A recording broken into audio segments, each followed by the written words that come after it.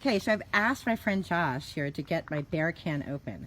And some parks, like I said, require bear cans instead of bear bags. And so this too, you're gonna hide 500 feet away from your campsite.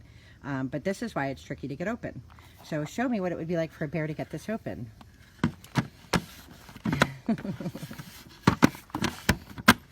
So again, you want to put all your smellies in here. And this is the bigger model. It makes for a great camp chair. But there are places that specifically require these. So if you're a group of people camping together, you can put all your food in one and then one person can carry it. Josh, will you open it for us?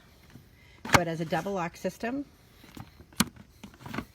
And that's really hard for bears to figure out. However, some bears have figured it out and are able to get into them. But you can see once it's open, all of your food and smellies are in there. Toothpaste, deodorant, anything that you have, hairspray, which I don't think you should take on the trail, but if you have that, everything that smells like something should go in here.